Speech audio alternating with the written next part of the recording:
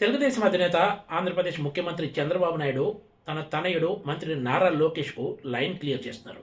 ఇప్పటికే గత 2 ఏళ్లుగా పార్టీలో ప్రభుత్వంలోనూ నారా లోకేష్ మాటే చెల్లుబాటు అవుతుందని ప్రచారం జరుగుతున్న వేళ ఇప్పుడు కీలక పరిణామం చోటు తీసుకుంది. అదేంటంటే నారా లోకేష్కు ఇప్పుడు కొత్తగా జాతీయ వర్కింగ్ ప్రెసిడెంట్ పదవి ఇచ్చారు. ఇప్పటివరకు టీడీపీలో అసలు అలాంటి పోస్టే లేదు.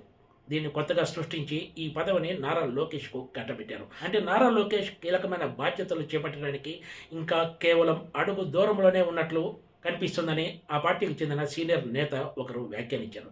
ఇప్పుడు నారా లోకేష్ నేషనల్ వర్కింగ్ ప్రెసిడెంట్గా నియమితులయ్యారు. ఆ తర్వాత ఆయన చేపట్టబోయే పదవులంటే పార్టీ జాతీయ అధ్యక్షుడు, ముఖ్యమంత్రి పదవే అని చెప్పొచ్చు. గత కొంతకాలంగా నారా లోకేష్ ముఖ్యమంత్రి పదవి బాధ్యతలు చేపట్టే అవకాశం ఉందని టీడీపీలో పెద్ద ఎత్తున ప్రచారం జరుగుతుంది. అయితే ఇప్పటికిప్పుడు అది ఉండకపోవచ్చు అనేది ఎక్కువ మంది చెప్తున్న మాట. ఎన్నికలకు ఏడాది ముందా 2 ఏళ్ల ముందు నారా లోకేష్కు ముఖ్యమంత్రి బాధ్యతలు అప్పగిస్తారా లేదా అన్నది వేచి చూడాల్సిందే. ఖచ్చితంగా ఏడాది ముందైతే నారా లోకేష్కు సీఎం పీఠాన్ని అప్పగించే అవకాశం ఉందనేది ఎక్కువ మంది నాయకులు చెప్తున్నారు. ఒక మాటలో చెప్పాలంటే ఇప్పుడు పార్టీ పరంగా నారా లోకేష్కు ఎలివేషన్ ఇచ్చినట్లే. ఇప్పటివరకు జాతీయ ప్రధాన కార్యదర్శిగా ఉన్న నారా లోకేష్ని ఇప్పుడు జాతీయ వర్కింగ్ ప్రెసిడెంట్గా నియమించారు.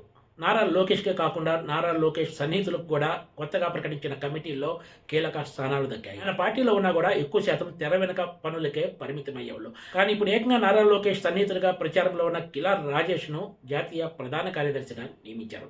ఆయనతో పాటు కేంద్ర మంత్రి కె రామ్మోహన్ నాయుడుతో పాటు ఎంపీ బైరెడ్డి శబరికి కూడా జాతీయ ప్రధాన కార్యదర్శి పదవులు దక్కాయి. వీళ్ళ ముగ్గురు కూడా నారా లోకేష్ టీమే అని చెప్పొచ్చు. నారా లోకేష్కు మరో సన్నిహితుడు, ప్రస్తుతం రాజ్యసభ సభ్యుడిగా ఉన్న సానా సతీష్కు జాతీయ ఉపాధ్యక్ష పదవి దక్కింది. జాతీయ ఉపాధ్యక్షులుగా ఏకంగా 18 మందికి చోటు కల్పించారు.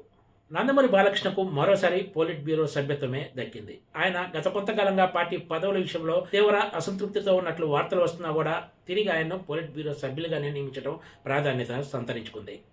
గతంలో పోలిట్ బ్యూరో సభ్యులుగా ఉన్న చాలా మంది సీనియర్లకు కూడా ఈసారి కమిటీలో కూడా చోటు దక్కింది.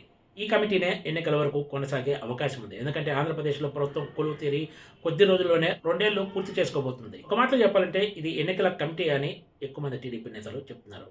Please subscribe TGTV.